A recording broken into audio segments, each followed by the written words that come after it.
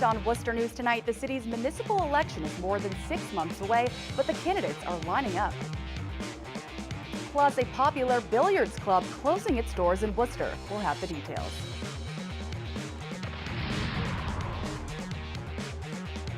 Thanks for joining us tonight. I'm Catherine Andrioli. Massachusetts lawmakers are speaking out after U.S. Attorney General Jeff Sessions issues a warning to so-called sanctuary cities. The Attorney General says the Trump administration will pull federal funding from cities who do attempt to block enforcement of federal immigration laws. Worcester does not identify as a sanctuary city, but lawmakers say it could still be impacted. Earlier this year, hundreds held a rally outside Worcester City Hall on January 31st, supporting immigrants in the city. The city's police department has said they don't have the resources or the authority to enforce federal immigration laws. State Senator Michael Moore says certain programs in the state could be impacted if federal funding is suspended, and says Worcester could see a trickle-down effect. Worcester is not considered a sanctuary city. They are a resettlement city.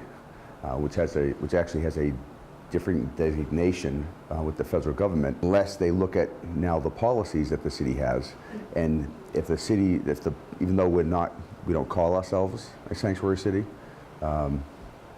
if they think that the policies that we have are duplicative or the same as a sanctuary city, and they deem us to be one, just looking at the city of Boston alone, I would imagine there's probably millions of dollars in grants that are coming in to the city related to the Department of Justice or justice grants or programs that that would have a big impact on the security of the city and whether it's gang violence, whether it's drug interdiction programs, substance abuse education programs.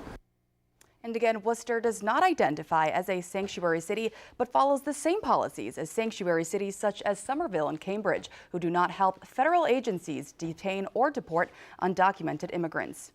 There are still more than 6 months before Worcester voters go to the polls in the city's general election, but now is the time when the candidates begin the official process of getting their names on the ballot. Potential races are already shaping up. Our Brittany Schaefer has the details. Worcester's municipal election is months away and already has its first official candidate. Dante Comparetto is running for school committee and is the first to reach the 300 certified signatures needed to put his name on the ballot.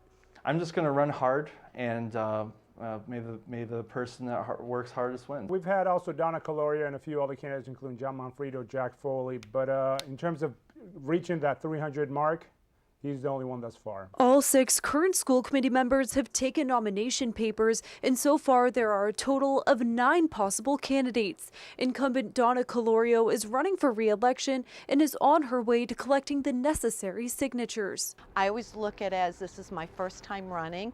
I take it very seriously. I do all the work necessary. I run a really good campaign. This is Calorio's 4th time running, and she says incumbents have a step up on new candidates. It's always a truth that an incumbent has an upper hand or has a little bit more advantage in running because they've had the opportunity to show what they do. Calorio says school safety has been her #1 priority. I really care about the teachers, the students, in the direction of the Worcester Public Schools. Comparetto says his first plan of action, if elected, would be helping students who need it most. We have a high needs student population, right? The majority of our kids are high needs. A lot of them come from low income communities. They're not coming to school ready to learn. That's a big issue for me. And while getting signatures is an important step, there's more work ahead for candidates starting to campaign for November's election. I plan to be out there on the doors every single day, talking to as much people as possible. I love campaigning, so I love door knocking. I love meeting people. Brittany Schaefer, Worcester News Tonight. And Quinsigamond Community College names its next president this evening. The Board of Trustees voting tonight between 4 finalists for the job. The board selected Louis Pedrara, who is currently serving as an interim vice chancellor for a community college district in California. Pedrara, a former Worcester Technical High School principal, Sheila Harity, beat her by 1 vote. QCC is looking to fill the position being vacated by Gail Carberry. She served as the school's president for the last 10 years. Girls Inc. of Worcester is receiving a $70,000 grant to reduce girls' risk of involvement in the juvenile justice system. The grant is part of the Office of Juvenile Justice and Delinquency Prevention Program, which will support mentoring programs.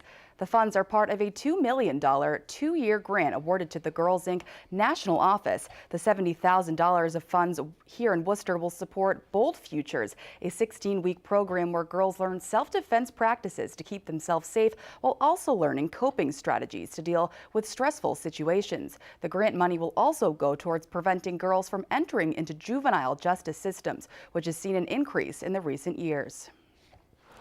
So we're very much dedicated to prevention programs. We would rather teach the girls the skills they need so that they never have to step foot inside a criminal justice system program. Our efforts are all on prevention and giving them the skills they need to make good choices. And these funds are estimated to serve 120 girls over the next 2 years. A popular billiards club is closing its doors in Worcester. Jillians announced over the weekend they will be closing the Grove Street Bar on March 31st. The restaurant's Facebook page posted Friday they will be open for the last time on the 31st. Another post by the restaurant says there's a change of ownership and a new billiards club called Shooters will open on James Street this spring. Jillians posted the new spot will not be the same as the old restaurant, but will have a lot of similarities. Shooters is expected to open sometime this spring. With efforts underway to preserve it, a developer is selling the former Notre Dame des Canadiens church in downtown Worcester. Developer City Square 2 says in a statement they made the realistic and most economically feasible choice to sell the property. The 1-year demolition delay for the building ends April 15th, but some are asking for it to be delayed yet again. Preservation Worcester Executive Director Deborah Packard says keeping the church would be a benefit to the city.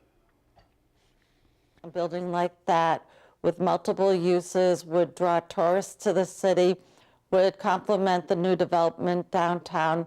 People will be living downtown. We think there are a lot of exciting ideas.